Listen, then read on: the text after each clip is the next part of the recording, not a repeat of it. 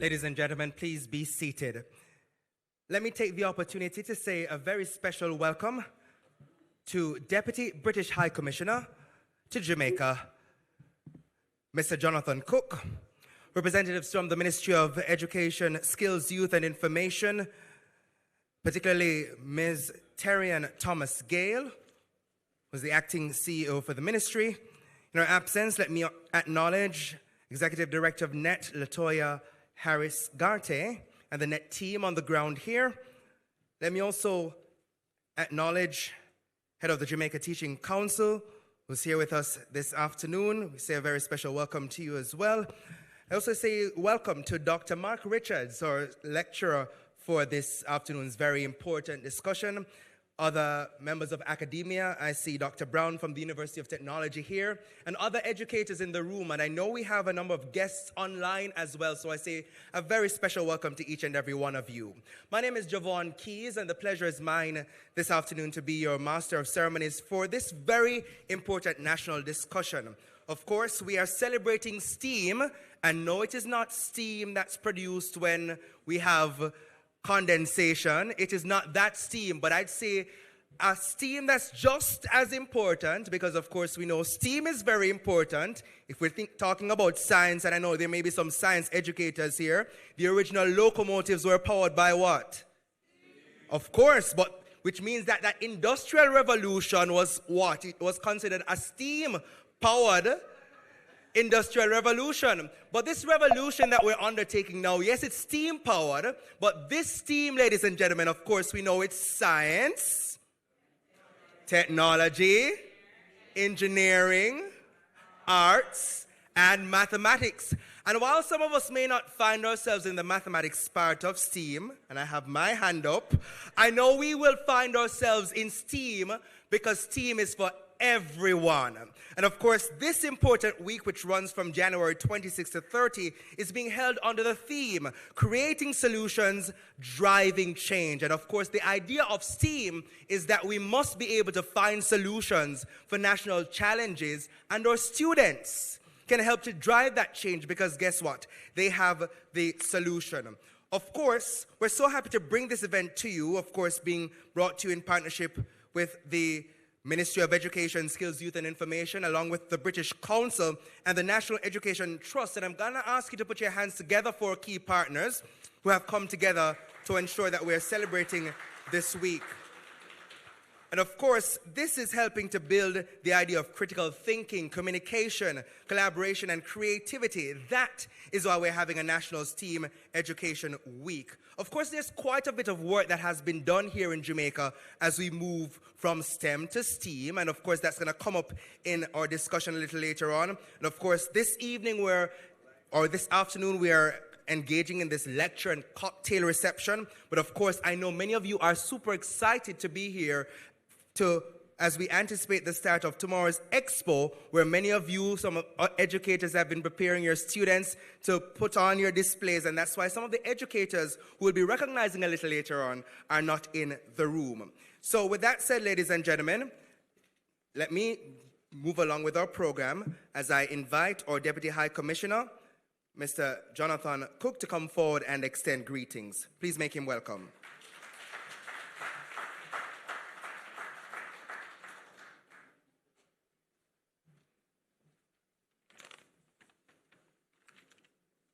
Good evening, everyone.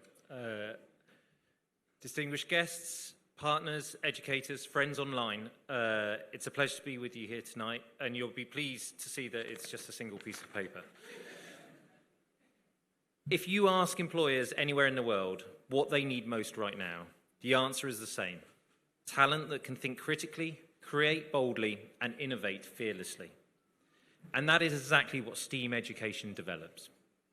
This week is a celebration of Jamaica's growing community of thinkers, makers, and problem solvers, and the incredible potential that they bring. It is a real pleasure to be with you here this evening as we open the National STEAM Education Week. This reception and guest lecture are a fitting way to begin a week that celebrates ideas, innovation, and the talent of Jamaica's young people. STEAM education matters because it connects learning to real life. It challenges students not only to understand concepts, but to apply them to problems facing our communities, our industries, and our economy. In that way, STEAM becomes a practical tool for national development, resilience, and inclusive growth. From the UK's perspective, supporting growth through trade and investment is a key priority for us. We know that Jamaica's global competitiveness depends on a skilled, creative, and adaptable workforce. That is why the United Kingdom is proud to partner with the Government of Jamaica and the British Council to strengthen STEAM education and to help young people build skills that are valued both here, at home, and in global markets. This week's focus on design thinking, engineering approaches, creativity, communication, and pitching ideas speaks directly to what today's employers, entrepreneurs, and investors are looking for. These are the skills that turn innovation into enterprise and education into opportunity, whether in technology, the creative industries, manufacturing, or the green economy. As we begin this week, I encourage educators, industry leaders, policymakers, and students to continue working together to connect classrooms to careers, learning to livelihoods, and Jamaican talent to global opportunity. I wish National STEAM Education Week every success and look forward to the ideas, partnerships, and solutions that will emerge in the days ahead. Here's to a week of ideas, inspiration, and innovation, and to the young Jamaicans who will carry this country forward. Thank you very much.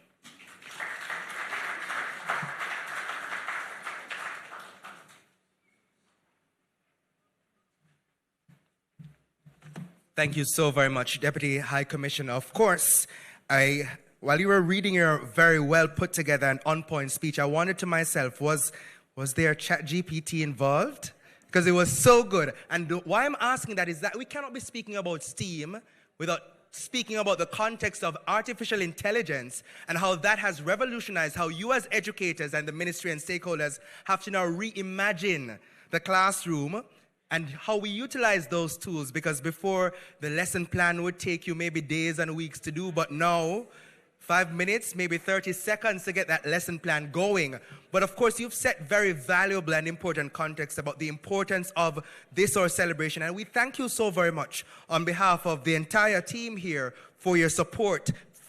On behalf of Jamaica, we say thank you to the British Council and the British High Commission in overall for your support continuously for not just STEM, but also supporting education in this country. And we know that this discussion about STEAM is going to be so critical as we have our students preparing themselves post-Hurricane Melissa, post-Hurricane Beryl, post the COVID-19 pandemic, there is so much for us to now consider about how do we ensure that our classrooms evolve, including STEAM and whatever else is next. Because we know with education and curriculum, that always evolves. So we're at STEAM now, and as we blink, we might be at STEAM plus something else.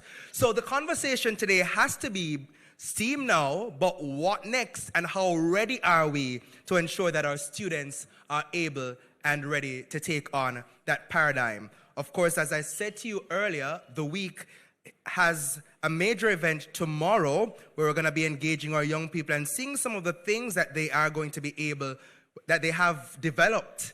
And I know many of them have worked hard, and I see some teachers down there nodding and say yes. And I know that tomorrow's engagement, you will look forward to engaging with each other and sharing ideas, because that's the importance of a forum like this. A forum like this allows for stakeholders from across the world to bring ideas, solutions, foresight when it comes to challenges that they have overcome, and how we here in Jamaica, the little but Talawa country, can take some of these ideas and make them even better. Deal?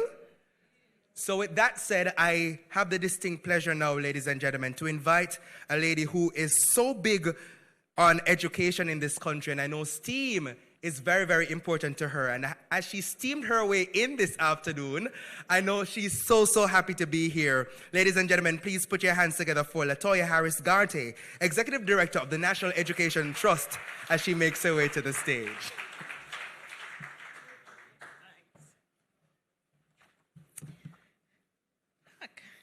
So, all protocols having been observed, I want to thank the Master of Ceremonies. Good afternoon, everybody. So, story time. You know, STEAM in action. Do you know now the police has a telephone at every little corner, and they plug into that telephone and they tell you, all right, your license thing, the thing, everything, whatever. Technology in action. Yeah. So, I had a nice encounter with the officers. What I know now is that my bank has failed to pay over my money to my insurance, but is them deal with it. But I never get a ticket for that. You'll get a ticket for blocking the intersection. No, not the intersection, the pedestrian crossing. Even if you're trying not to block the intersection, go block the intersection, because a pedestrian crossing will cost you $10,000.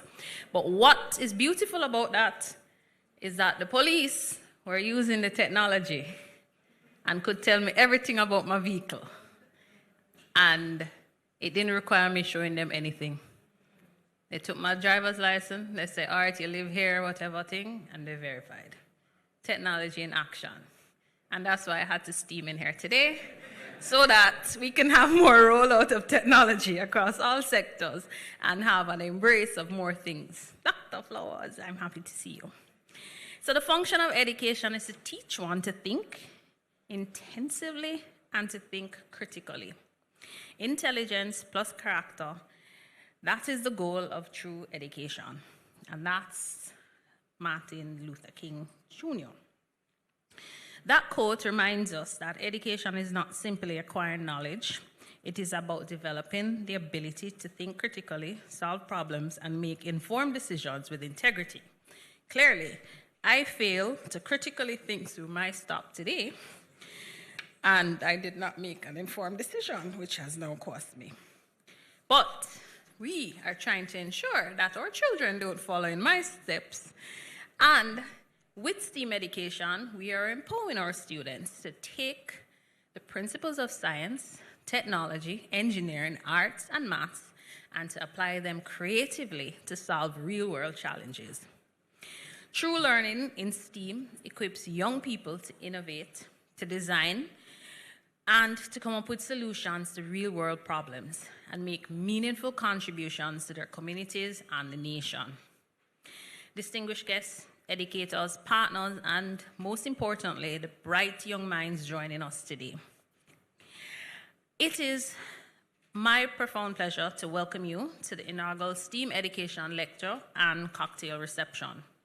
is a cornerstone of National STEAM Education Week, which is observed nationally from January 26 to 30, 2026.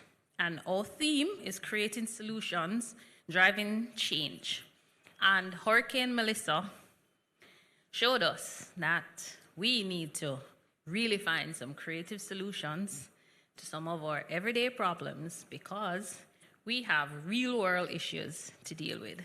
And we are facing climate change. Who would have thought that they said this a near category 6 storm. That's what they're defining it as, would have hit poor little Jamaica, because the last storm we remember of this nature is, I remember is Hurricane Gilbert. Yes, for the young people in here, I'm sure, you have no clue, but I remember eating lots of, actually, my parents, my family ran a supermarket, and we had lots of stock, so it meant eating the stock before it spoiled. So I remember, I think that's probably why I don't like chicken to this day. There's scars. But this week is celebration, yes, but it is for us a time to reimagine. It's a time to be creative, and it's a time for us to use STEAM to shape not only our future and our lives, but also that of our nation. So today, we're honored to have with us our featured lecturer, Dr. Mark Richards, researcher, lecturer. Did you tell them that you're even dabbling in music? All right. Whose insight and expertise will illuminate the global possibilities of applied STEAM education and demonstrate how innovative thinking can solve real-world challenges. The purpose of this event is more than informational, it is visionary. It is to build a shared understanding of STEAM education as a discipline that empowers our students to create solutions, not merely absorb theory. It is to show that innovation-driven thinking can spark change across Jamaica's most critical sectors. And it is to recognize that educators are the catalysts who guide, challenge, and inspire students to turn ideas into impactful action.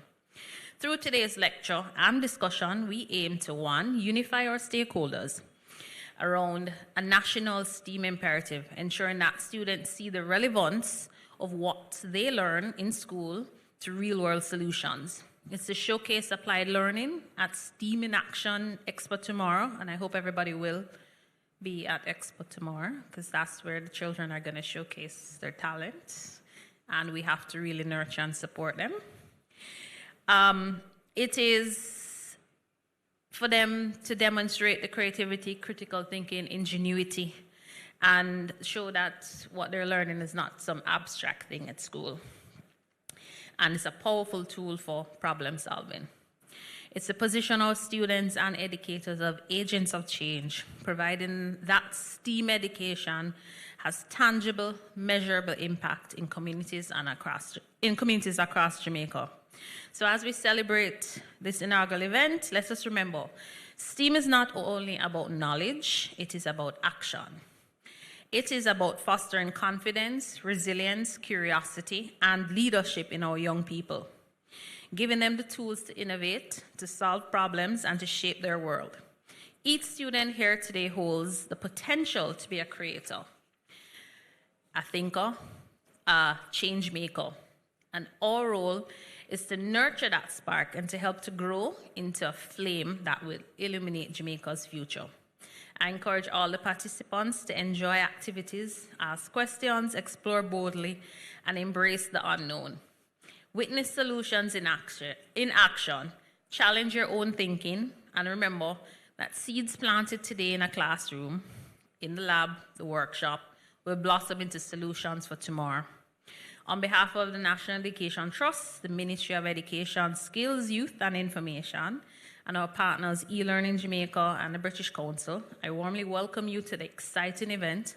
I thank you for your dedication to advancing STEAM and for believing in the power of our students to transform our nation. Let us celebrate, imagine, and be inspired. Together, we are creating solutions, driving change, and shaping leaders of tomorrow. Thank you.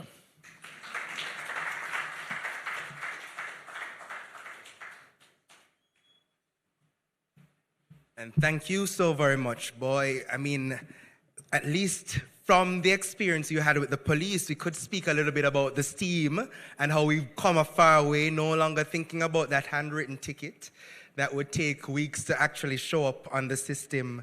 But now, in an instant, fortunately or unfortunately, and don't ask me how I know, but if you get a ticket, it shows up instantaneously. And on the bright side, you can pay it at the same time.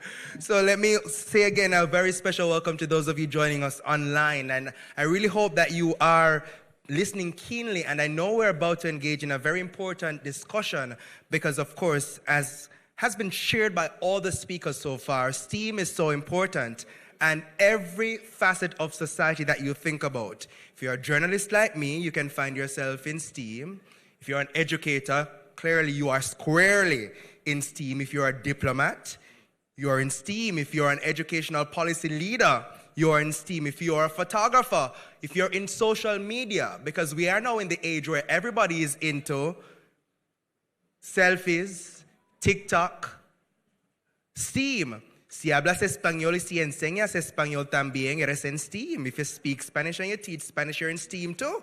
Which means that we all can find our place in STEAM. And I know that this gentleman who's coming up next will help us to realize how each and every one of us has a place in STEAM and how we must ensure that the future generation that we're inculcating knowledge on is able to understand where they fall in STEAM. So ladies and gentlemen, Dr. Mark Richards is a distinguished academic, innovator, and advocate for inclusive science and currently serves as Senior Teaching Fellow in the Faculty of Natural Sciences at Imperial College London. Now, holding a BSc in Chemistry from the University of Manchester and a PhD in Physics from Imperial, his career reflects a dynamic fusion of research, entrepreneurship, and deep commitment to equity in STEM and, by extension, STEAM. Now, of course, a part-time DJ of Jamaican heritage with roots in Westmoreland and St. Catherine is my parish. This gentleman is a passionate advocate for the synergy between science and the creative arts. Ladies and gentlemen, I know the lecture that we are about to endure is one that will be thought-provoking, and I invite you all to listen keenly to Dr. Mark Richards as he comes up. And who knows, he might give us some special DJ tune, who knows? But ladies and gentlemen, please put your hands together for him. Do you remember out of many? We are one, come we link up, time to get strong. Jamaican people, okay. Do you understand? We're close towards the end, but thank you for that intro. Okay, so again, thank you for those warm words. All protocols observed, or probably not, because I don't know what they all are, but I do welcome. I am grateful to be here, humbled to be here, and delighted to be invited to share what I know about STEAM, and also just my journey, which hopefully will help to show some insight into what STEAM can do, both as an individual, but also what it can do for the nation as a whole. So this is a picture when he was then in opposition, so you can see how long ago that picture was. Also, my hair was a bit darker, so clearly it was a while ago. But it was a breakfast prayer, a breakfast sort of prayer. I was going to say prayer meeting, but a meeting with the then younger generation. And at the time, he mentioned about, just during conversation, the Prime Minister at the time, he mentioned, why can't Jamaica be like a Singapore? And I mentioned that I was at Imperial and I was very much a strong advocate of STEM at the time and science and why it's important. And the reason why he mentioned Singapore is because they are also very technically proficient. They have a strong, robust economy and so on.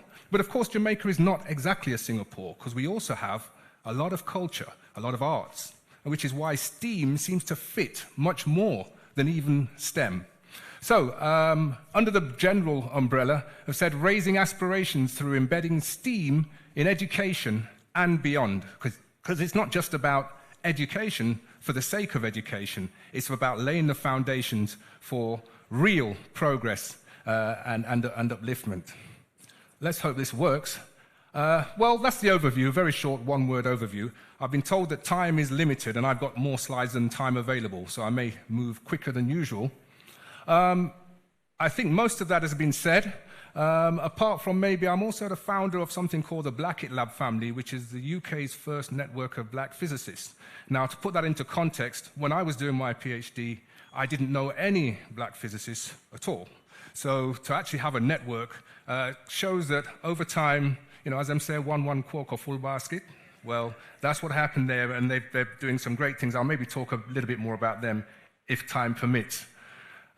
This is more of a visual representation of my sort of early career journey. I was born in the UK. As I said, my parents came from Jamaica, as mentioned, as part of, I guess, the Windrush generation.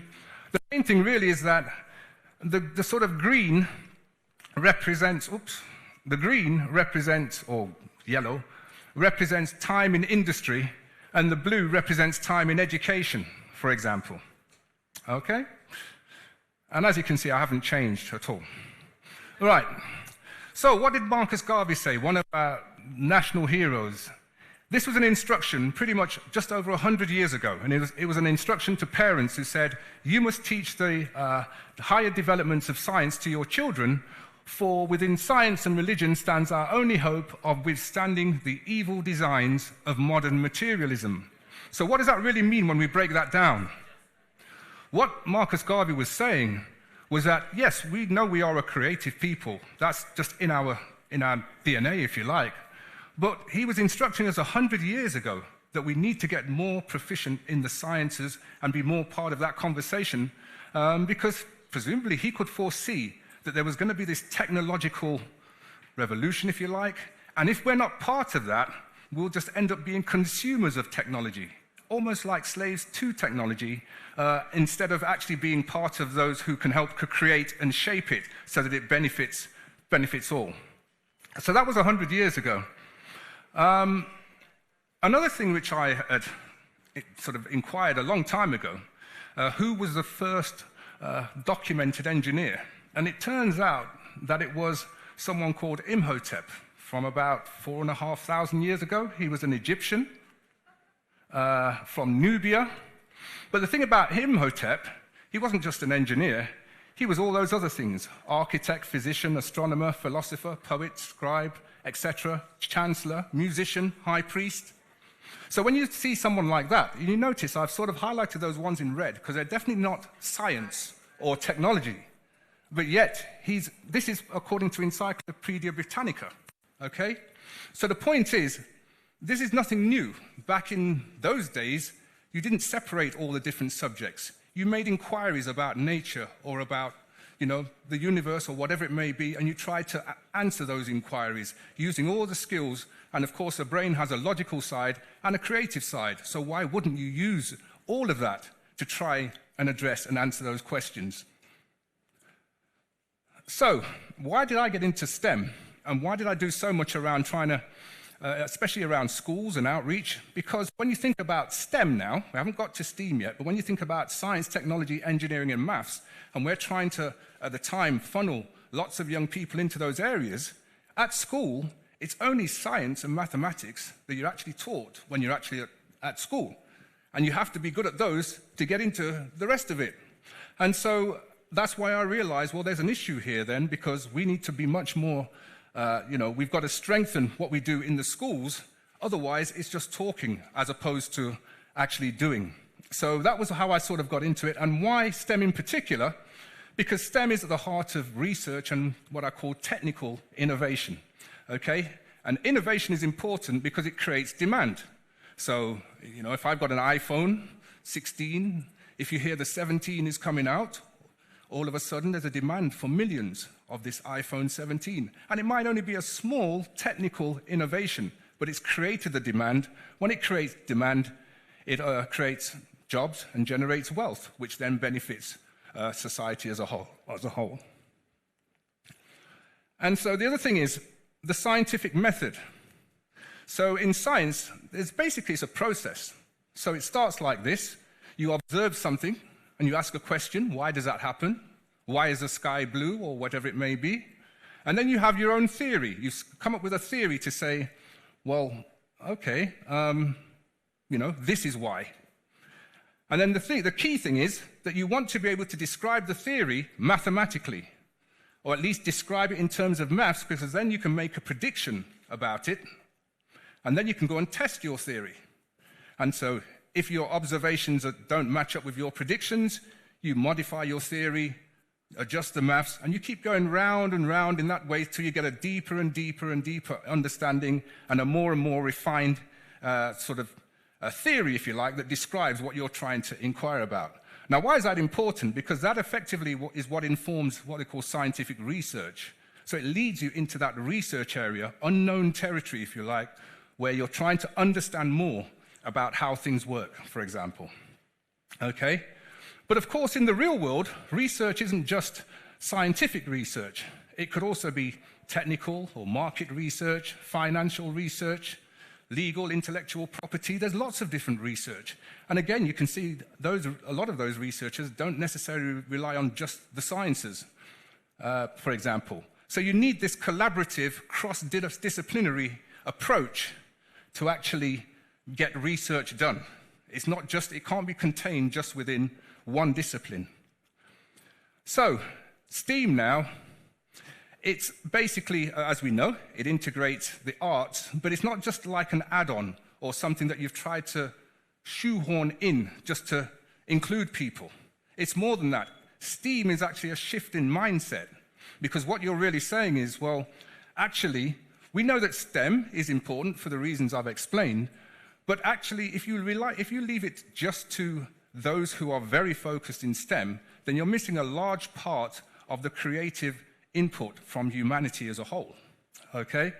So, and it also doesn't just include art, it could be music, literature, and all of those things, which are important because technology is playing so much of a role in all of our lives in many different parts, that if we do not have our own creative input into it, then basically those technologies will be imposed on us, and so it clearly won't necessarily work in our benefits. So how does that fit in with STEAM education? Again, that's more of a mindset. It's not saying that there's a new subject called STEAM that teachers have to teach. It's more about preparing students to be globally competitive by equipping them with the tools to be able to tackle 21st century problems and having the skill set, if you like. And understanding how STEAM can be implemented in the classroom, that's key, because that's where it starts. And it can start from any age at all. You could be in what they call the infant school, and you could take some kind of story, I don't know if you know Little Red Riding Hood, and then the big bad wolf, and huffs and puffs and blows the house down.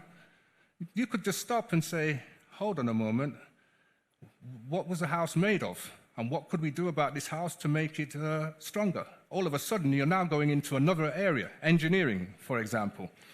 So there's many different ways. Now, this is a UK, what I've called the school to PhD pipeline, just to show the different stages at which these various qualifications, if you like, are completed. And the STEAM education can be implemented across the education pipeline, as I said, from early years all the way up to undergraduate and beyond. There is nothing that says that you get to a certain stage and then you start with STEAM. It should be embedded in the thinking.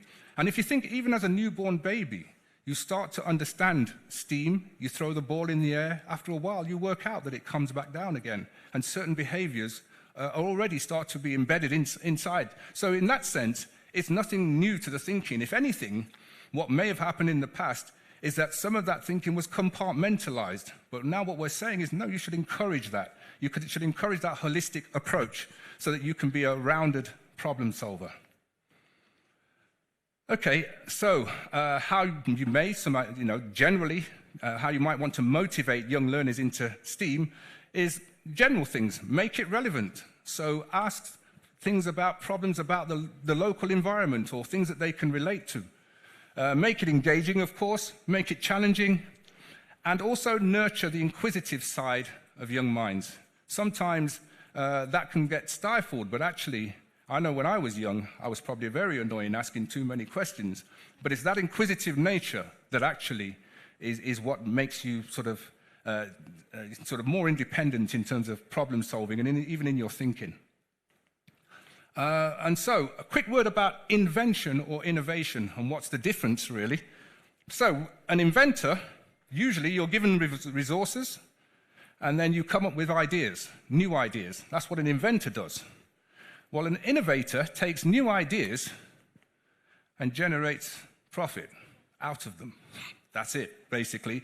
So an example might be, say, Nikola Tesla, who was a prolific inventor, but didn't make a huge amount of money out of all of his inventions. Whereas someone like Edison, Thomas Edison, he's known as a prolific innovator, had his name on hundreds and hundreds of patents, but didn't really invent too much of it himself. He had many inventors working for him. So the reason why I'm saying this is because innovation, it's sort of, there used to be this sort of linear model that you invent something and then you innovate a product and then it diffuses into the marketplace. And that was very much grounded in what they call scientific research. But as I've said, there are other sources of innovation now. Innovation doesn't just have to be scientific. It could be driven by the end user. Sometimes you release some software and the end users drive how it develops, for example. Okay? Or it could be pushed by sort of supply or demand. Another thing about innovation, which is very important, is that in the early days, this is like, if you like, 20th century innovation, some key ones, railways, roads, etc. And what it does, it starts off slow. It's like an S-curve. And then it starts to rise, okay, after it reaches market traction. And the thing is, these tails can be quite long, 20, 30 years before it really hits market. But that's not the case anymore. Internet and the way how information has moved moves much quicker. So here's some example of some more recent developments. And this is the time it takes to reach 50 million users. You can see that cars, it took 62 years when they were first invented. But now when we get to something like, YouTube took 4 years to reach 50 million. Twitter took 2 years. And I'd suspect new software now is even less. So the point is, innovation is moving quickly, very, very quickly. And if we don't be part of that innovation process, we'll just get left behind as it continues. Okay? And then the other thing is, of course, innovation has a life cycle. Why do you think they keep releasing a new iPhone? I'm not really picking on iPhone, but why do you think they keep releasing a new one? Because there's a life cycle. It follows this, in maths, it's called a normal distribution curve. Okay? In the sense that you have some early adopters, and then it reaches a peak, and then eventually it dies down. So what do? When this take-up reaches a peak, they're ready to launch a new product so that it can then continue to generate revenue, I guess. So again, innovation is about a family of products as well.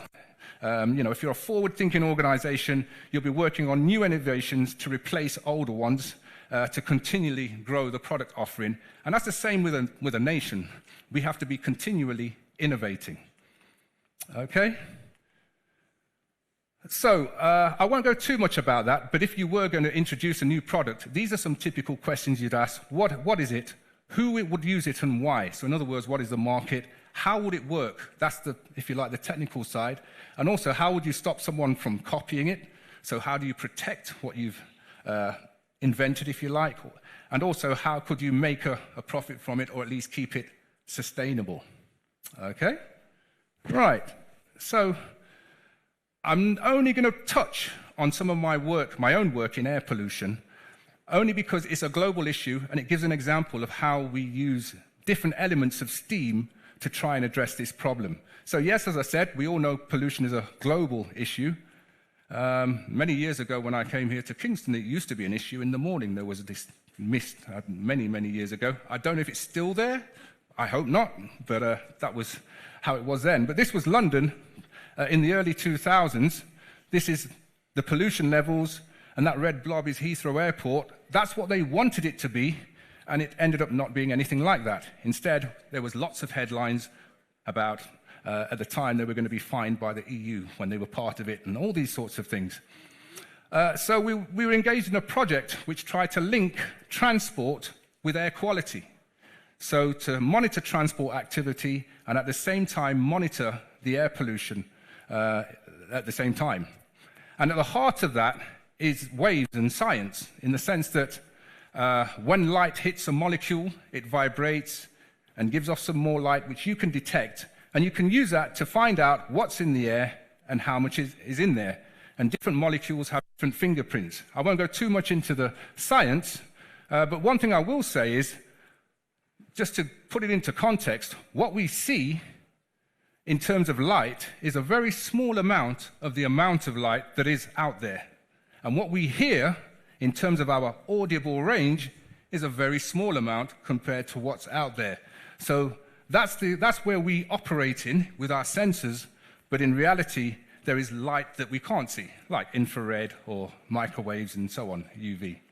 Okay? And so what we did, we combined two techniques to create an open path system that could monitor a plume of smoke or when a car drives past.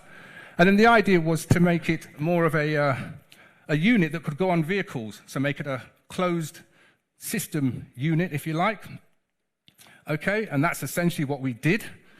This is just showing how we redesigned the optics to look something like this, that you could walk around with and actually monitor air pollution on the move, and also put it on a vehicle and start doing sort of mapping. At the time, we'd commercialized it and formed a company which had many different cross-disciplinary inputs. And this is like the engineering phase. So we moved away from that violin case to something a bit more like this, where you can see engineering is important if you actually want to make an idea, an actual product that people want to use. So again, every element within STEAM has its place. Okay, this is just some data to show how we could map pollution in a dynamic way. This was a scenario based on some sensors in East London, for example. And so we developed visualization tools to show how pollution varies with the traffic and with the main roads, for example. And now there's lots of global challenges. That was just on air pollution, but we can look at some global challenges. Some of them have been mentioned already. Health sciences, environment, energy, example, big data, lots of challenges. And a STEAM approach is best placed to address these challenges. There's no one single discipline that can address these challenges. So it needs that collective approach. Now, representation is also important because you don't want people to feel excluded or feel like they're not part of this journey. This was me in the Space and Atmospheric Physics group. Just in case you're wondering where I am. There I am. Okay. Now, the reason why I put that picture up, as I said, at the time, I didn't know any physicists at all. I didn't know any physicists. There is one other person like me, but I only saw him actually at this photo, at that event. I never saw him afterwards again. I don't know if it was a one in or one out, or I don't know, but I never saw him again, so I can't actually say who he is or whether he was definitely one of the physicists. But the point is that when I look at their careers, on the far left there, Michelle, she's now the astronomer royal for the king, okay? This person, he became the Welsh secretary, he was Welsh scientific advisor for Wales, sorry. He became the head of the European Space Agency. These are some big careers out of that group, and there are many more who did many things. So there's always a question that was burning in the back of my mind. Why were there not more people like me doing subjects like this at places like there? Why not? And that's what led me on that journey to try and find out why. And when you look at the figures, this is just some UK figures against different ethnicities in terms of achieving the top grades across all subjects. We're operating at half the rate of the other groups, for example. So that means we were getting further and further behind.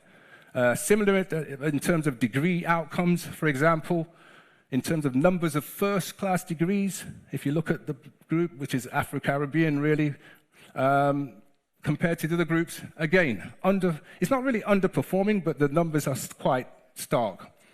Okay, so we formed a group. Over time, when I had the odd students and so on, we take them under my wing and we link together to then form this group called the Blackett Lab family, then became more visible online, and then started connecting with others in other departments across the UK. And now we put on programs. This is a program, summer schools for year 11s and 12s, for example. And we also have programs for undergraduates. And now we get lots of support and collaborations with lots of different groups, including The Voice newspaper, for example, and Jamaica National Bank. So what I'm really saying is that just by having that motivation to say we start from somewhere, we can actually go a lot further. Now, I just want to touch on innovation within our own culture, and I'm going to say sound system culture. Sound systems is obviously originated big in Jamaica. It was also big in the UK. But there are many areas where innovation happened. For example, the speaker design, the amps and preamps, okay? Aspects of the turntable, EQ, microphone, sound effects, and then a number of different music genres came all from this culture. So this is all innovation, for example. So here is a hand-drawn preamp circuit diagram by a sound in the UK. And there was someone called Mr. Errol who used to build those amps. And they were designed specifically to make their sound a particular way. Similarly, with the speaker cabinet designs, there was a design by a Wasifa Sound called the folded horn design, which somehow made its way into actual PA touring rigs. So my question is, where does the intellectual property go? That's the point I'm making, really, that was innovation. Innovation, I already told you, generates wealth. But if we don't know how to protect it, then I'm afraid that's what happens. And innovation doesn't always have to be technical. I don't know if you've heard of this person, Sir Hans Sloane. No? Okay. So he was a collector, a British collector back in the 18th, 17th century. And he actually spent about 15 months in Jamaica, collecting different things, you know, like plants and all that sort of thing. And he actually founded the Natural History Museum. But one time, he had some cocoa. You know cocoa, when you grate a cocoa and put little nutmeg, and he drank it, but it made him feel a bit nauseous. So the locals decided to put milk in it, okay? Now, he liked it. It made it feel a lot better. But he also returned to England and sold the patent to Cadbury's. So in fact, that's more the brand that you're probably more familiar with. But that drinking chocolate actually came from Jamaica. Now imagine if we had, I say Jamaica, had had a piece of those royalties over all those years, it could have made a real difference.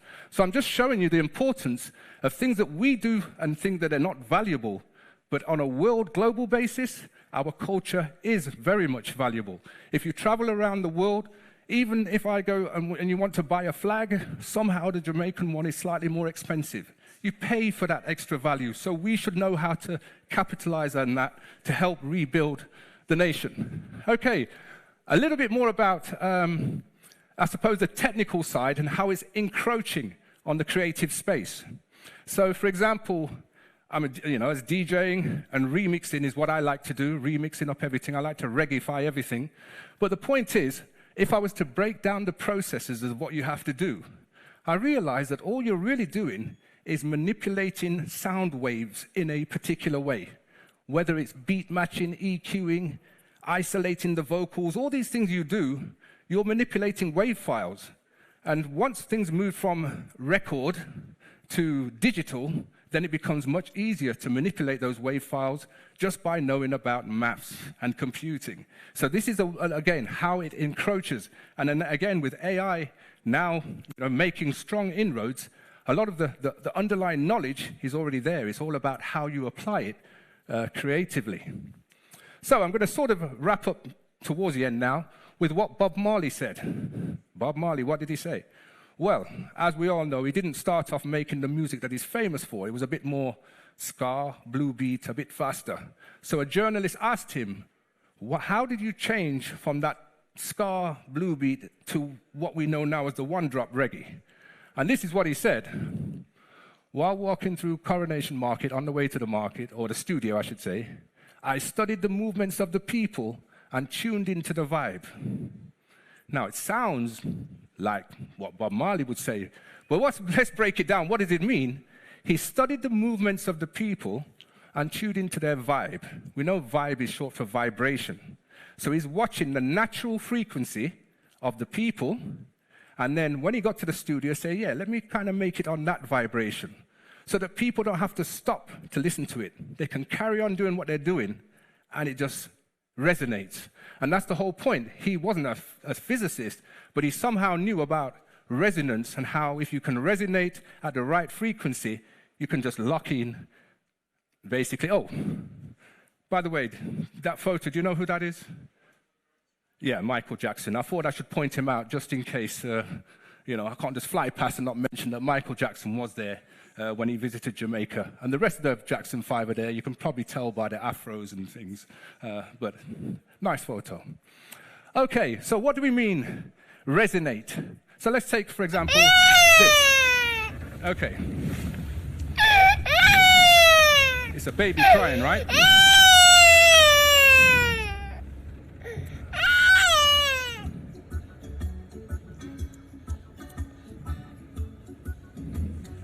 Resonance. The music resonates because it's at that natural frequency. It's a bit like this one. Oh, I don't know how to stop this one.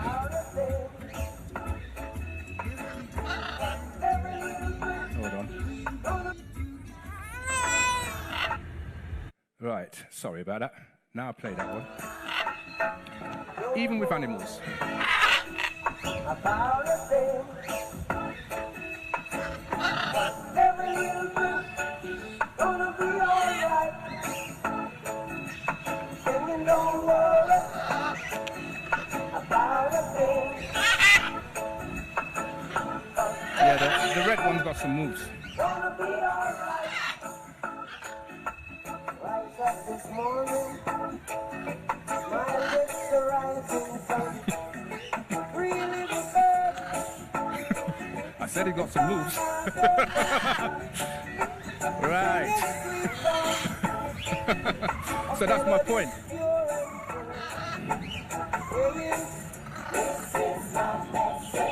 Right. So my point is that, again, the music is powerful. Music is a powerful medium for resonating with people. And Jamaica is known for producing very good, powerful music. So another thing that I could mention, let's say in art, you could embrace, this is an example of, there was an artist who was an assistant on outreach programs, but she was primarily an artist. And we were working on something called the International Year of Light. And she got to understand about something called polarized light. And when you shine it through a filter at a certain angle, then you can get different colors.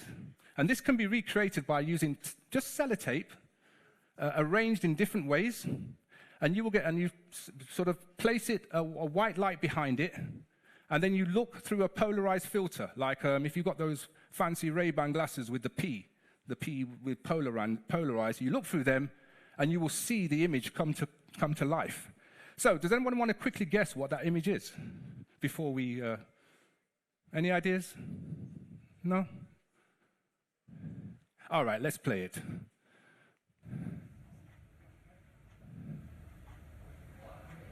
Okay, you see? Right. Oops. Okay. But you've got the idea, okay? So again, and the reason why I say this is because this is something that you could actually do even as a school project. It doesn't take a huge amount of extra, tech, but you can learn a lot about art and about science just by applying it, the two together, for example.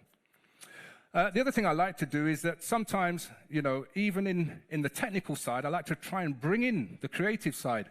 So this was a paper for the Institute of Mathematics. I was talking about sampling theory, which is a technique which is used to analyze basically sensor networks. But it's also the same technique that's used for digitizing music. Okay, it's called sampling theory. So I wrote a paper on that, and actually it included elements of research, maths, music, sound, and even equality and diversity and so on. So what I'm saying is don't be afraid to bring your authentic self into those technical spaces, just as technology is encroaching in the creative spaces, because at the end of the day, we can all benefit. And similarly, within the black community in the UK, we're not shy about making them aware that there is this network of scientists who are supporting the community in different ways. And so, again, this was an article in the Voice newspaper introducing the Blackett Lab family, for example. So my concluding remarks, concluding remarks. The choices we make today directly influence the opportunities that present themselves in the future. So we've got to make the right choice now, because if we get, at the end of the day, the decisions I made a long time ago is why I'm even here today, without me realizing that. So that's the importance there. In this ever-changing world, the one thing we need to be is versatile. We've got to be adaptable and resilient.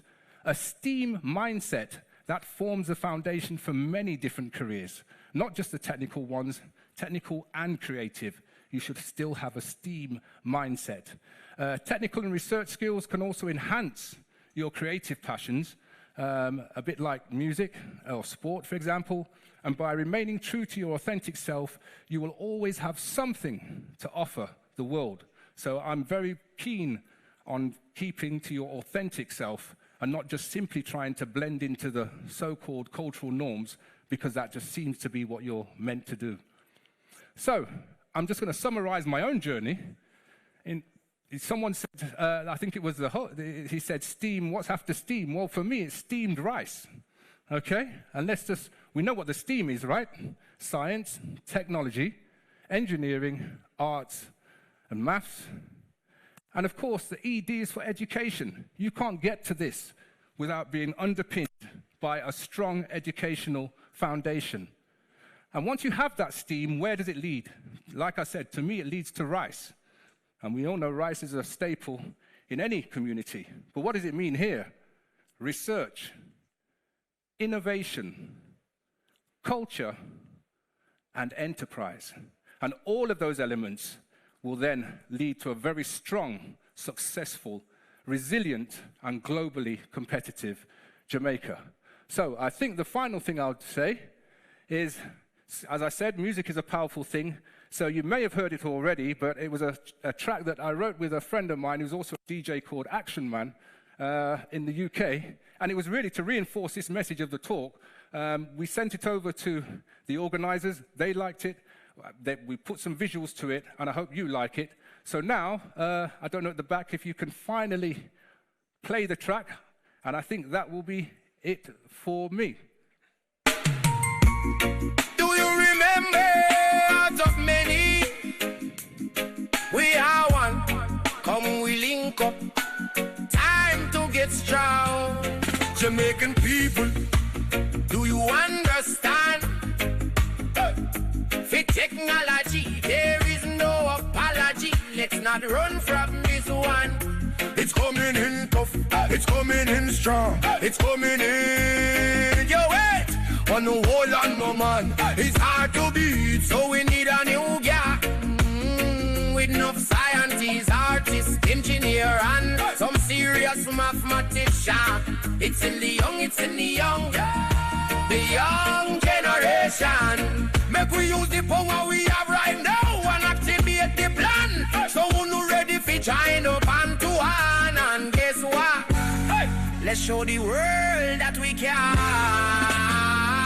Jamaica, Jamaica, make we let her some steam. If you listen to the lyrics, you will know where we mean. We want the place pretty, we want we place clean. Jamaica, we run like a well-oiled machine. Jamaica, Jamaica, make we let her some steam. If you listen to the lyrics, you will know where we mean. We want the place pretty, we want we place clean. Jamaica, we run like a well-oiled machine. Youths them fit on technology, soldier down in the school. We need to fat up them folder.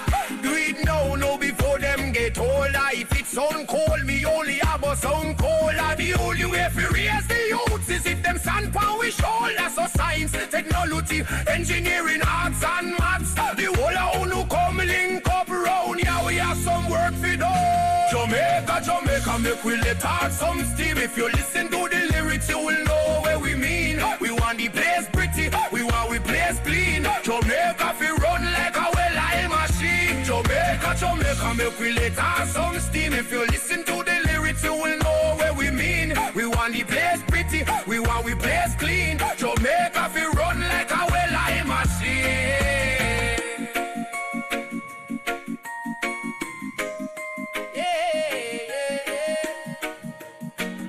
Jamaica fi run like a well-oiled machine.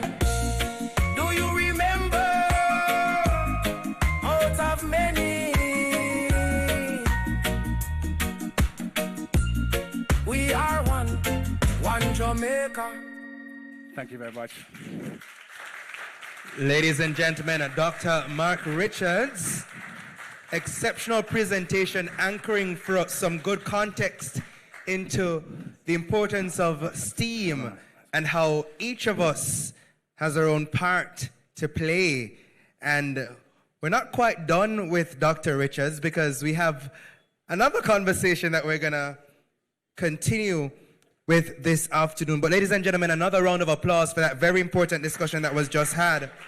And some pivotal points coming out of that for me is the fact that STEAM has to be embedded from early, because already when we're interacting with our children, whatever we're doing, we're playing with different toys, it's STEAM, but you're not really talking about it as if it's STEAM, but the reality is that STEAM is everything. Our gestures, our conversations, it's all STEAM. And the fact that we must encourage STEAM at all levels in the system, and perhaps even beyond the classroom, the ideas of how do we potentially engage with the workplaces, because the reality is that, and we're gonna have that conversation now shortly as well, about how do we engage with STEAM beyond the classroom, and how do we bring into the fold persons who may not be the earliest adapters in the STEAM conversation, because that can be a challenge from time to time. And I love how you brought into sharp focus your real-life application of research with STEAM and climate change, showing overall how important it is for us to match our conversations about STEAM with real-world problems so we can find real-world solutions. And of course, I know our Parliamentary Secretary, Sir Marlon Morgan, and we thank you so very much for joining us, sir, would agree that STEAM is definitely the way to go. And as they engage in that important photo opportunity, not to worry, we're going to get some questions answered by Dr. Richard shortly. But I do hope that you took a few important points away from the very important conversation just had, as I invite Dr. Richards, and also the fact that you spoke about inclusion. And the reality is that we must find a way to have every student see themselves in STEAM. So even if you're not the math student like myself, and I say that lightly, but the truth is I did well at it, but I didn't like math, and I didn't see myself in a world doing anything math related. The irony of that is that for the last 8 years, I was business and finance reporter, which means I have to deal with numbers and balance sheets.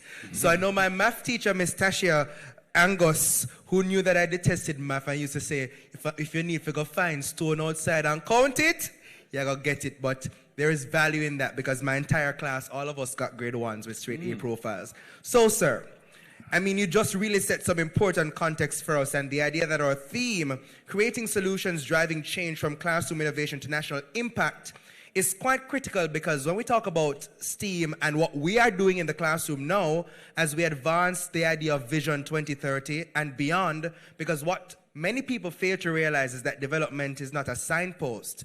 So when we get to 2030, the development is going to continue beyond then.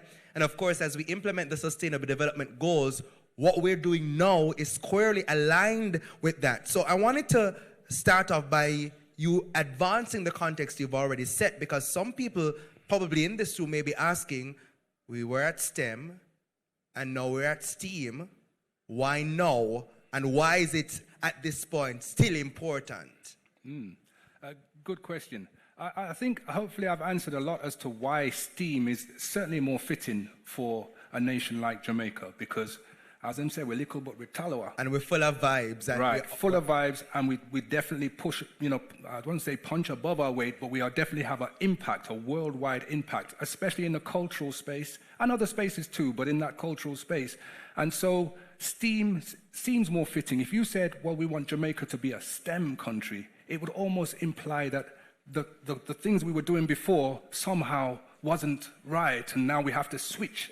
But it's not that. You add to what you do and embrace new innovations as they emerge. And to be fair, even within our culture, certainly in the music side, we have embraced technology in many different ways over the years, in different ways. If you think about the infamous Sleng Teng rhythm and how that came about from a keyboard, the early Casio keyboard, experimenting with it, and look what it led to. So my point is that we're not averse to embracing technology, but we don't want to feel that we're going to have to give up something in order to do that. And speaking of that move, I mean, in your experience, and you've held quite a number of roles, you've clearly observed a number of jurisdictions shifting from those various techniques to STEAM. So what would you say is the single biggest shift required for STEAM education in Jamaica to move from theory-heavy instruction to more solutions-driven problem solving? And we know many of the educators in this room, I know from the ministry, they are taking steps to help them in the classroom to do that. But what would you say is that single thing that is required to make that shift? I mean, of course, there's no one thing that you could just press that button and it happens. But what I would say, to me, the most important thing is the shift in mindset. That's it. Just the shift in mindset to know that you can do it and to know that it's possible. Then that in itself actually will change the game. If we approach it from a viewpoint that, well, I'm not sure if it's going to work, then we're already slightly defeating ourselves. It's really the shift in mindset. And I know that the young generation, they will then be born into that mindset. So they won't even have to compare it to something before. That will be how it is. But we have to set it for them. And I mean, as you mentioned, the younger generation, digital natives, we see them inherently, they're already able to use the devices from they've come out of the womb, some argue. But the truth is, in our system that's cross-generational as well, from the education system standpoint, we have educators who have been in the system for quite some time. Some of them have gone from the various curricula before. Now we have the national standards curricula. Now we have had STEM and now STEAM. And some of them may not necessarily be the easiest to shift that mindset. So what would you say to them? Okay. Who may not necessarily be the earliest adapters to this new shift that's required for this advancement? I mean, I accept there will always be some level of inertia when it comes to change. But I think the key thing here is that if you think about, let's say you're an educator and you ask yourself, why are you educating the child? Maybe before the mindset was to prepare them, to be useful in the workplace or something along those lines. But I think even that mindset has to change to say we're preparing them to be problem solvers and critical thinkers. Yes, that will inevitably mean there's work to do and they will get work, but it may not necessarily be in the traditional sense of, perhaps when I was younger, where it might have been working in a factory or something like that. If you become, an independent problem solver and critical thinker, there will be plenty of work for you to do. And some of those jobs don't even exist right now, but they will exist by the time that they develop those skills. How would you encourage educators to move that real-world mindset into the classroom as we help to enable our students to become STEAM ready? Well, I suppose, apart from all of what's been said around this, and that should actually act as some encouragement, not just from what I've said, but everything else and the initiative behind it, I think it's a case of, if anything, just showing that there are relatively straightforward ways how you can just nudge things along at the level that you feel comfortable with, just by asking those questions. I know that, let's say if you're more on the creative side, I know that from science it starts from asking questions. There's never anything wrong with asking questions. So if you are an educator and you're thinking, well, I don't know enough about physics or science to teach young people that. You don't really have to. But if a child comes to you and they're interested in those things, you just have to know how to encourage and nurture that and signpost it such that the talent can grow. So it's just about being more informed as to where to support the right people, and also be able to recognize, what the young people are actually genuinely interested in as well. The classroom is one aspect, but we have an audience that's online that also includes parents, and they may be saying, I want my child to be STEAM ready. What can I do from early to encourage that before they even get to facing Mr. or Miss in the classroom? I think it's like anything. I mean, Marcus Garvey actually did give that instruction to parents 100 years ago. So, but what I would say is that it's not a question that they have to teach their child. It's the same thing as it's not a question they have to teach their child the new technologies or the new science, etc. Or it's more about just encouraging them and supporting them. That's all. Back in the past, sometimes parents would have a fixed idea as to what they want their child to do. You must do a trade. You must do this. You must become. You must be a teacher. A teacher, for example. But in reality, I think the most important thing is, I would say as a parent, you should want your child to maximize their potential and, of course, be happy. And if you can achieve that, then I think you've done a great job as a parent.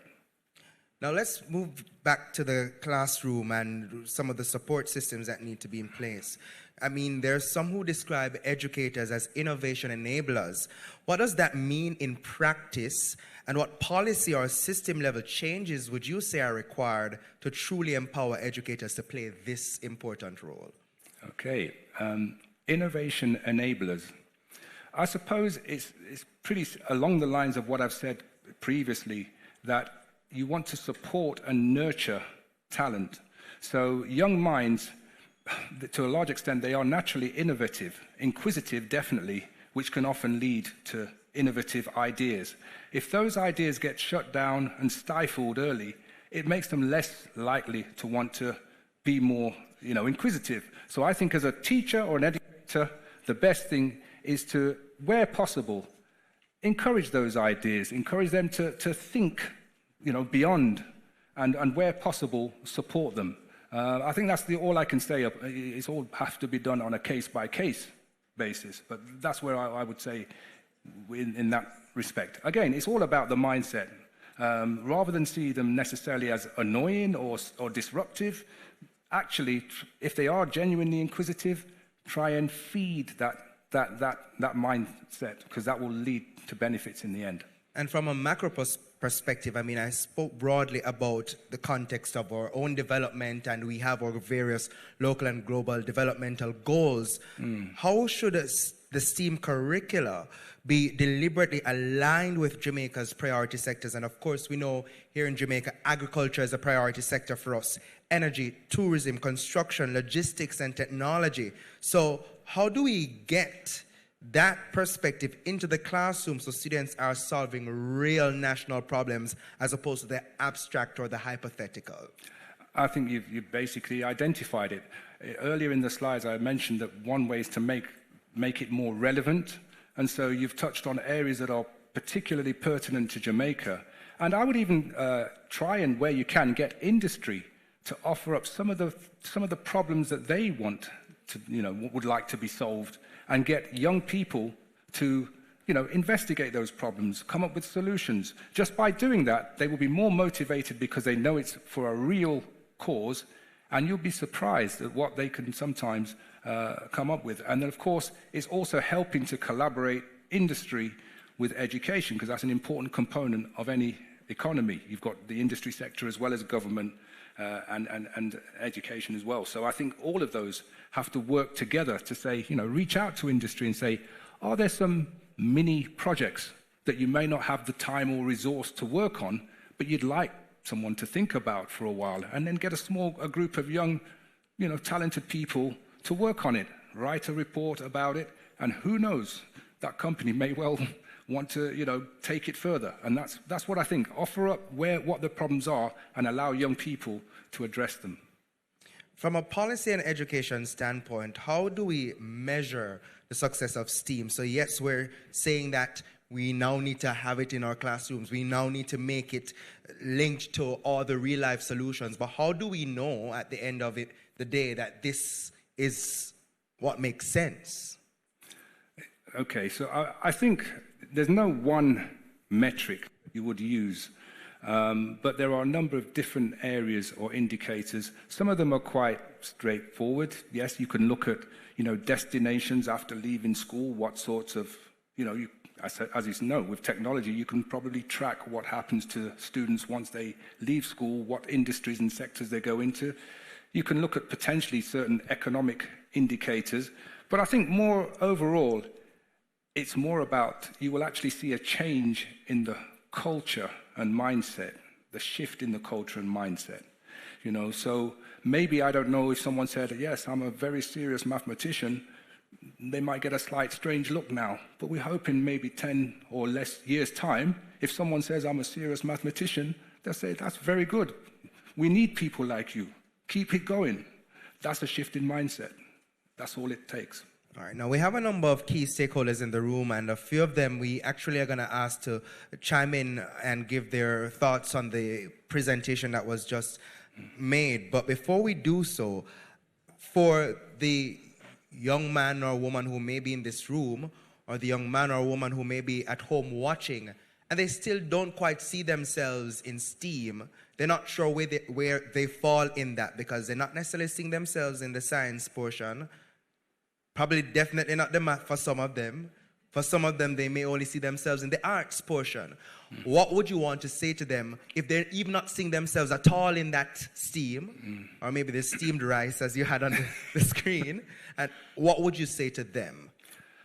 Well, okay, I think if there are young people who don't feel that they can be part of this, then we, as the educators, and I suppose those who are the powers that be, we've failed to some extent. We've made them feel that way, because this is something that the nation needs. So unless you don't feel part of the nation, I don't see how you can't see that you can find your place to support this initiative, because it covers a broad area and it's tackling real problems that can lead to improvements in the quality of lives, not just for you as an individual, but for the nation as a whole. So I think I'd really question why, why they don't see themselves fitting in, and maybe explore that a little bit more. But it certainly won't be because they don't have the potential or the skills to be able to make strong inroads in those areas, because this is something that anybody, especially from a young age, can go into and make a real impact, as hopefully I've shown it to some extent. Absolutely. I mean, I'd love to see the steamed rice acronym one more time so that we can have that up so people can remember it, because that feels like something that would stick in the minds of people. But ladies and gentlemen, I want to ask at this time Chanel Bennett-Edwards, who's in the audience, just to come on up and share some perspective. And I understand that you're from a good school. Okay, you're from Jamaica College, and I'll tell you why I said that. My brother went to Jamaica College. So, I mean, but we know that you're doing quite a bit of work at Jamaica College as it relates to STEAM. So tell us a little bit about, one, your reaction to the presentation today, and just how important this kind of discussion is as we advance discussions about education in Jamaica. All right, good afternoon, everyone, or is it evening now? Still afternoon. Still afternoon. All right, good afternoon, all protocols observed. What resonated with me was the innovation aspect of his presentation. Now, in the schools, when we're pushing STEAM, we normally talk about invention. And so the teachers and the students feel the pressure as if they have to create something from scratch. And that's what makes it feel so difficult to implement. But when we think about the creativity that fosters the innovation, You know, that's a different spin on it where you don't necessarily have to create something from scratch, but look at something that already exists and amend it to fix some problems that we're having in society. So I really appreciated that point right there. Put your hands together for her, Chanel Bennett Edwards. And her area is technology, and she's from Jamaica College. Let me also invite Wendy Crawford Williams, science and technology educator at Four Paths Primary School, to also add to the discussion. Put your hands together for her, ladies and gentlemen. Good evening, all. Well, I'm a new convert to STEAM. I was STEM all the way, and I was saying, why arts? Because it's inevitable that you're going to do the arts, because you have to do the arts to communicate the product that you're making, and you have to, whether it's language, the aesthetics of it. So I'm saying the arts too enough. Why? You know? But I've never looked at it through the lens that inclusion for our students who are neurodivergent, for students who that's their intelligence. So I loved what you did, because I'm seeing it now in a whole other light, even more so. I've always believed, though, that STEAM, let me remember to say STEAM, is the best academic representation of natural life. Because if you're in the kitchen, you're cooking, that's chemistry, that's biology, that's math, that's all of that. So when I look at it as an educator, the children in the classroom, when you bring STEAM and you remove the boundaries of the subjects, this child is going to learn. But you see, you didn't like math, but you were good at it. Me never like it, was not good at it. And it was psychological. But if I was given the opportunity to do STEM, I would have learned math without having it being called STEM. Math, sorry, right. And so when I look at the children, it's like hiding the veggies in their favorite meal. So you bring this whole meal to them. They're not learning math and social studies and science. They're solving a problem. And there is something for every child to interact with and engage in. And then they eat the parts that they don't like while eating the parts that they do like. So I'm glad I was here. My resolve is now strengthened. I'm the STEM lead at my school, and, you know, teachers, STEAM, thank you. We don't do anything if it doesn't translate into improved PEP and CSEC results. So, am I right? So, my task is to show them how this can improve their own results as teachers. Thank you. Thank you so very much. And of course, one of the very important roles that STEAM will play in the classroom is to help to foster this ethos of critical thinking, because it forces our students, so it forces us, because we're all students of life and we learn every single day, it forces us to think critically beyond what we can see. And the arts is also in the kitchen as well too, you know, because I thought you were going to bring that in, because we eat with our eyes and we want to see that plate being put together a particular way. So it's all there. It's all in that steamed rice plus in the conversation. Let me also bring in April McIntosh, Creative Executive Officer. Niche is April. All right. And Dr. Clover Hamilton Flowers. Love to hear from you as well, Dr. Flowers. Put your hands together for her. Curriculum specialist and educator. Thank you so very much. It was really inspirational. Whole lot of just ideas hitting me, my own stories, you know, just there. And I really, really appreciate the value that was actually placed on collaboration and also helping us to look at creativity in a different way. I found myself thinking about what we call learning style, and I could literally see different learning styles coming out. And even when people are thinking that to be a kinesthetic person, the movement kind of person, that it is not creativity, it is literally creativity. But what has been happening in education is that we oftentimes use learning style to help people to drill, wrote, see if they can remember, prepare for the exam, as opposed to even using this as a way of helping to just embrace their identity and that which makes them unique. So the point that you raise about pulling on interest, making sure that people are collaborating, and when we think about solving problems, we can't do it alone. And this makes every single discipline that is a part of the national standards curriculum very, very important. Even those that you would not say would be under the umbrella of STEAM. That's right. Yep. Every discipline is important to create that context and deal with the ethics, and I could go on and on and on. Thank you so very much. So, if you would have, in 10 seconds or 30 seconds, any final words that you'd like to share with the audience here or online before we close the panel? No, I mean, the only thing I'd say, it's been a pleasure to be here. I've really enjoyed, also in a room who are clearly people who are very passionate about education, passionate about the next generation and the future and harnessing their potential. And so, you know, the fruits of what we've done today, we won't really know the results of that until many, many years down the line. But I'm just glad I played some small role in helping that come to fruition. Thank you. Thank you so very much. Ladies and gentlemen, put your hands together once again.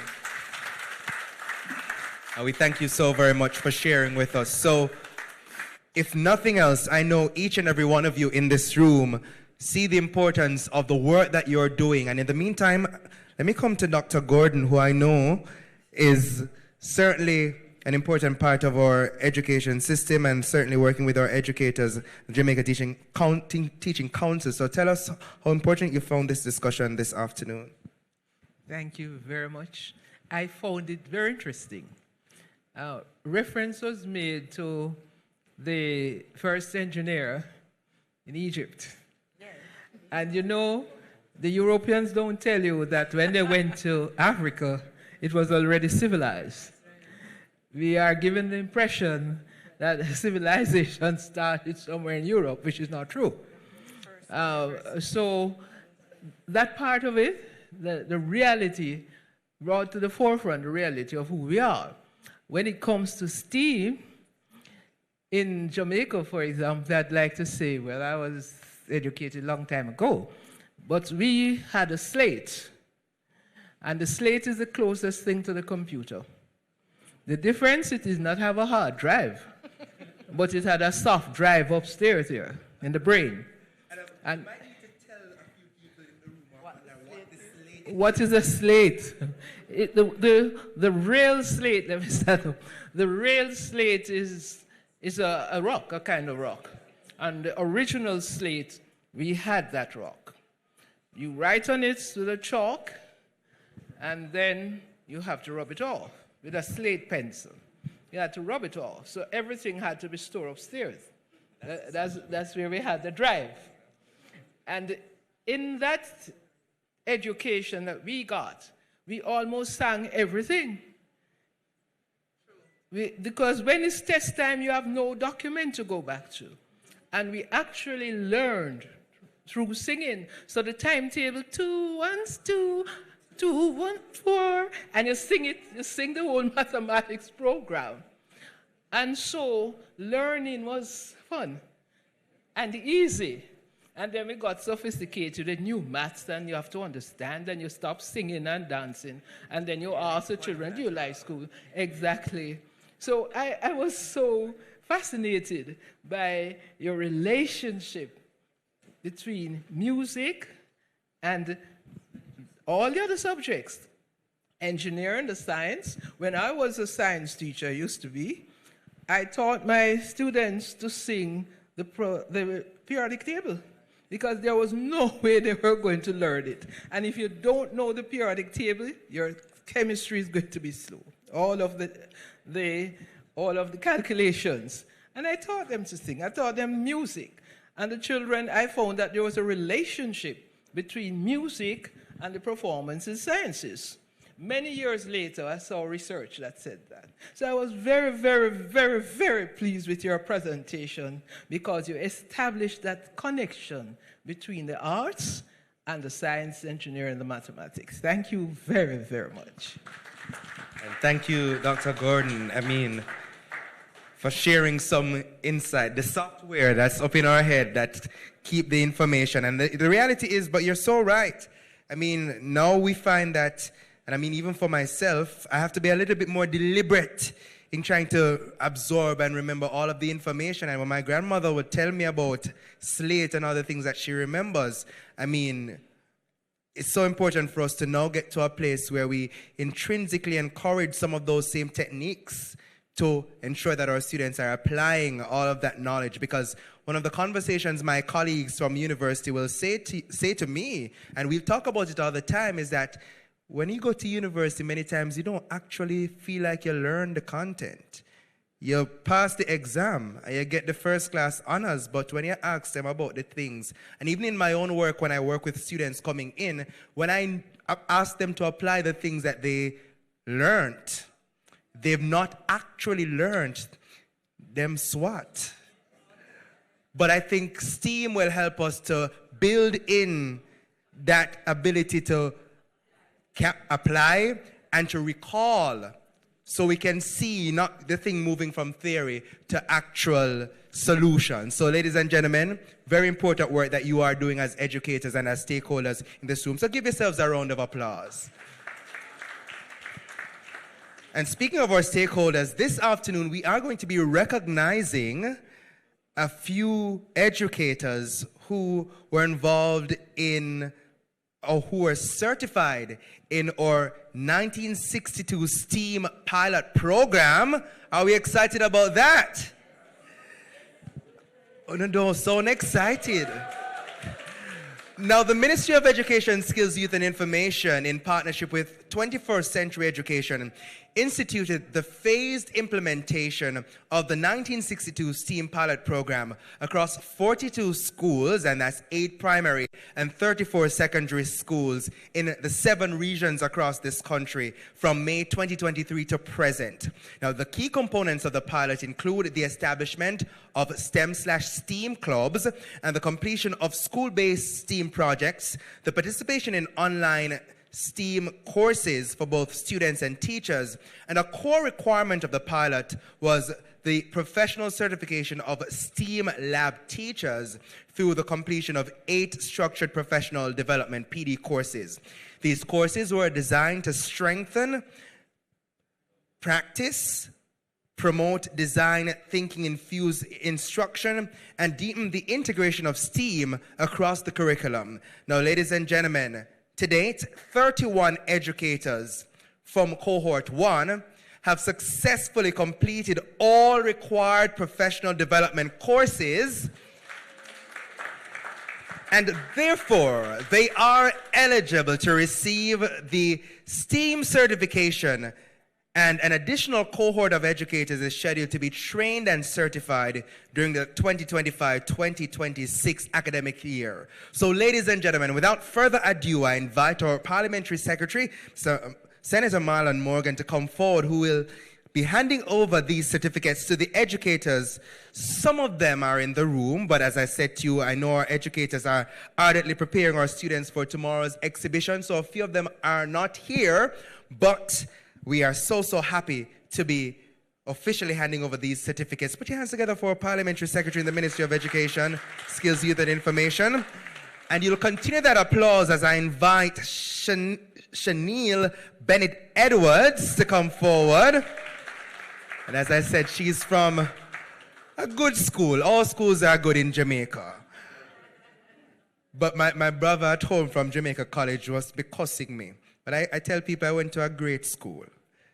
And I know there are few people from my school in the room. I'll not say anything because all schools are great. I won't get myself in trouble. Well, ladies and gentlemen, Chanel Bennett-Edwards.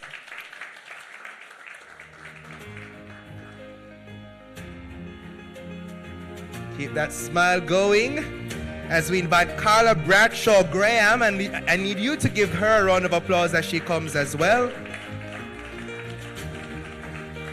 Recognizing our educators who've successfully completed the certification. And of course, their PDs or professional development sessions included the urgency of STEM. As I invite Shamika Brevet, Revit, my apologies. They also completed certification in the 21st Century Classroom. Put your hands together for Janice Brown Henry. They also completed a course that looked at the 21st Century Learner, and that's part 1, which looked at making learning rigorous, authentic, and connected. And of course, in the context of the ease of access to information, I understand why that need to make learning rigorous and authentic is so critical. As we welcome Daniel Christian,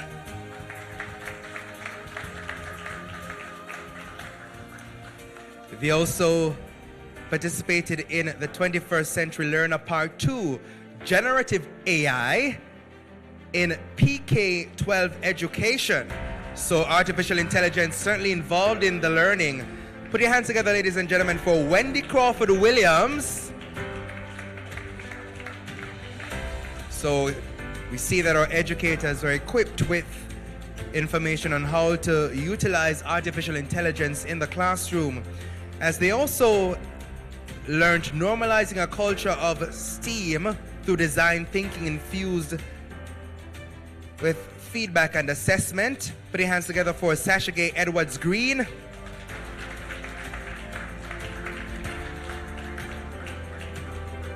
Dressed true to her name.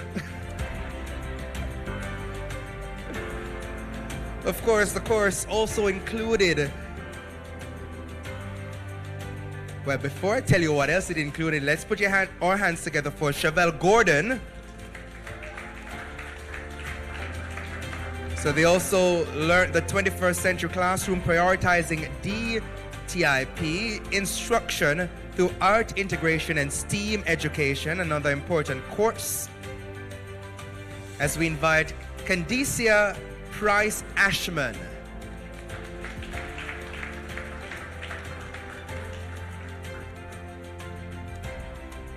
And the final of the 8 courses that they concluded in this pilot was designing deeper learning, integrating DTIP and depth of knowledge across core disciplines. Richard Reed is our next recipient.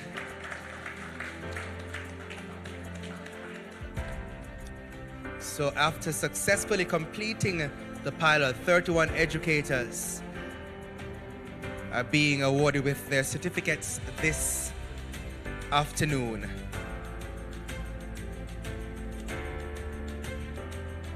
Bobette Richards.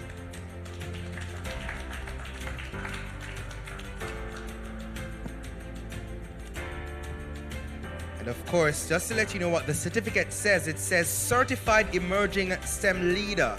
This certifies that the recipient has successfully completed the Emerging STEM Leader Professional Development Program and is officially recognized as Certified STEM Leader by 21st Century ED. And that's, of course, one of our partners, 21st Century Ed, one of our partners in this project. As we welcome Asha Sinclair.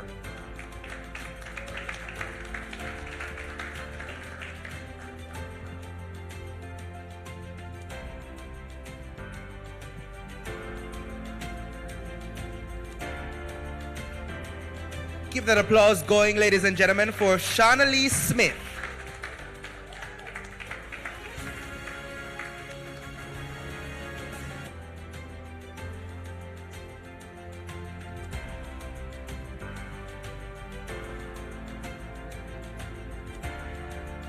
And our final recipient this afternoon, Tanya Taylor. Or is it Tanya? Did I get it right? Tanya? Tanya Taylor, so not too bad.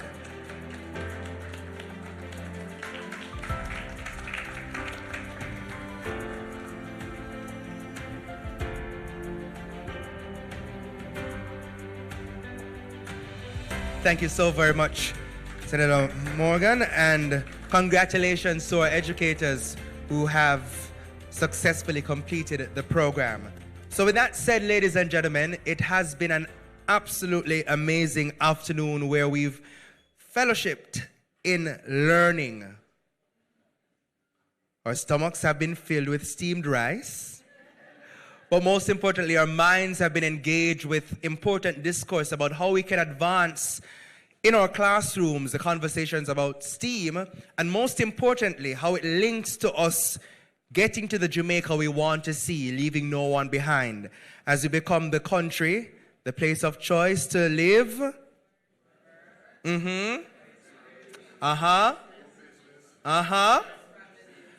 And retire.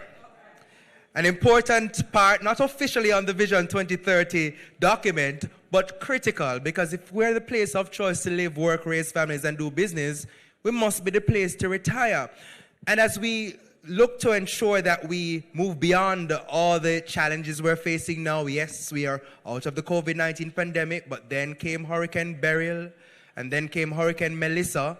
We know that the work that you are doing as educators and stakeholders is so important as we advance these goals and we ensure that in our own spaces, we bring STEM alive to our students, to our children at home, so we can all see ourselves in that mix and we can ensure that we bring the STEAM conversation, which is a problem-solving and innovation-led conversation, to the world at large. So, with that said, at the end of this discussion, we know we cannot wait to see you tomorrow at the Expo. And of course, we look forward to seeing the work of our students on display. I know many of you will be there. I think it's at the Chinese Benevolent Association tomorrow. So we're looking forward to having you there. We're looking forward to seeing the work. And we say thank you to our stakeholders once again. Let's say, as I call their names, the Ministry of Education, Skills, Youth and Information, put your hands together for them. Of course, the British Council, put your hands together for them. As well as the National Education Trust, NET, put your hands together for them. And all of our stakeholders, we say thank you so very much to each and every one of you. So, with that said, of course, I want to say thanks to the members of the media who are also in the room, who will be helping to ensure that those who were not able to join us this afternoon will be able to get the message that STEAM is real and STEAM is important as we advance these goals. So, of course, as we invite you to join us on the outside for cocktails, those of you at home, you won't get any of the cocktails, but you have the conversations. We thank you so very much for joining us. We say thanks to our friends from the JIS. And we want to also, before we go, ask our stakeholders in the room to put your hands together for our friends at e-learning, and Mr. Lee's at the front of the room, but e-learning is a very valuable and important partner, and we say thank you so very much to them and all other stakeholders. So with that said, I know we'll have some key photos to take, but thank you so very much for your attention, ladies and gentlemen. My name is Javon Keys. Until next time, be safe and keep steaming. Thank you so very much.